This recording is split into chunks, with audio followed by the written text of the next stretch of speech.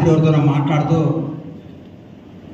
ఎట్లుందా 14 సీట్లు గెలవాలి పక్కాగా అంటే అన్నీ గెలుస్తాం కానీ మంత్రిని ఏదో కొద్దిగా టైట్గా ఉంది అంటున్నాడు. ఎవరో పొద్దున్నే శ్రీధరానికి ఫోన్ చేశాను, అన్న ఏందన్నా అంటే ఊరికో 1,00,000 మెజార్టీ వస్తుంది అన్నాడు నాతో. సరే అన్నమాట కూడా బయలుదేరి చూసుకుంటూ పత్తిపల్లి పార్లమెంట్ ఎన్నిక అందరిని ఆపుకుంటూ వచ్చిన. ఒక 100 మందిని క్వశ్చన్ చేస్తే 100 మంది మా ఓటు కాంగ్రెస్కి అని చెప్పారు. అప్పుడు ఫిక్స్ అయిపోయి ఈ ఊరికి వచ్చాను. ఈ ఊరికి వచ్చినాక 2-3 ఎవరో బీజేపీ మేము హిందువులం సార్ అన్నాడు. బాబు నాకు 50 సంవత్సరాలు 34 సంవత్సరాలు శబరిమలకు వచ్చిన, నువ్వు నాకంటే గొప్ప హిందువు కాదు, నువ్వు శ్రీరామ్ అని మీరు పేరెత్తుతున్నారు. మేము బతికేదే శ్రీరాముని నమ్ముకొని, మేము నమ్ముకునేదే శ్రీ ఆంజనేయుని నమ్ముకొని, మేము ఉదయం నిద్ర లెగిస్తే జై హనుమాన జ్ఞాన గుణ సాగర జై కపిలేశ తిలోక ఉజాగర రామదూత అతులిత రామ అంజనీ పుత్ర పవన్ సుతర మహావీర విక్రమ బజరంగి అని హనుమంతుని తెలుసుకుంటాం. పొద్దున్నే అయ్యప్పని తెలుసుకుంటాం, పొద్దున్నే వెంకటేశ్వర స్వామిని తెలుసుకుంటాం.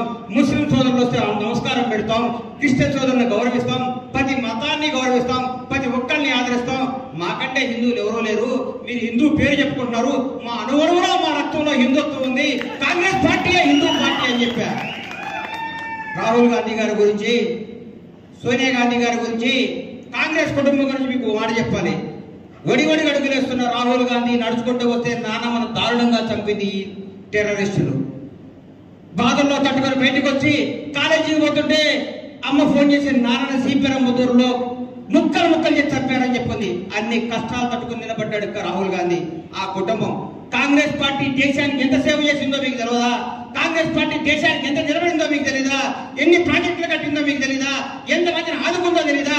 భారతదేశానికి స్వాతంత్రం తీసుకొచ్చిన party Congress party, doctor Ambedkar ఆశయాలు నిలబెట్టిన పార్టీ కాంగ్రెస్ పార్టీ. భారతదేశంలో ప్రపంచ దేశంలో భారతదేశానికి పట్టాన్ని గీసిన పార్టీ కాంగ్రెస్ పార్టీ. అందరినీ సగౌరవంగా గౌరవించి అభిమానించి అందరినీ హక్కులు చేసుకున్న పార్టీ కాంగ్రెస్ పార్టీ. కాంగ్రెస్ పార్టీకి ఓటేయడం గర్వం, కాంగ్రెస్ పార్టీ కార్యకర్తను చెప్పుకోవడం నిజాయితీ, నిర్భయంగా నేను కాంగ్రెస్ కార్యకర్తను అని చెప్పుకుంటా. నన్ను అడిగిండు, అరే నువ్వు టీఆర్ఎస్ బీజేపీ గారు ఓచు కదా అని. నేను కొట్టేది కాంగ్రెస్ వాడుగా, నేను చచ్చేది కాంగ్రెస్ వాడుగా. నాకు పార్టీలు మారటం, పార్టీల కోసం నిలబడటం తెలియదు.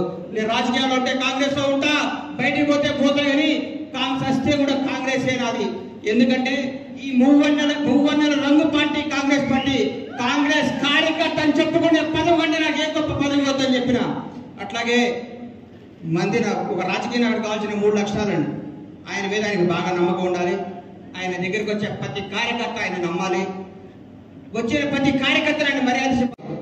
ఈ రాష్ట్రంలో, ఈ తెలంగాణ ఆంధ్ర రాష్ట్రాల్లో నేను చూసిన క్యారెక్టర్, క్యాలిబర్, నిజాయితీ, నిబద్ధత, సంస్కారం, చదువు, మర్యాద, మంచితనం అన్ని పుణ్యాలు చూసుకున్న దొద్దిళ్ళ శ్రీధరబాబు గారు చూస్తే నాకు గర్వంగా ఉంటుంది.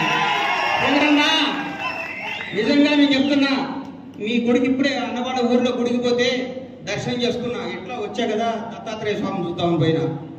ఆ ఊరు జనం మీ తండ్రి గారి గురించి, మీ కుటుంబం గురించి వాళ్ళు మాట్లాడుతుంటే నా కళ్ళల్లో నీడొచ్చినాయి. ఇంత సేవ చేసిరా శ్రీధరబాబు గారు. మీ జీవితం, రాజకీయ జీవితం ఇప్పుడే ప్రారంభమైంది నా దృష్టిలో.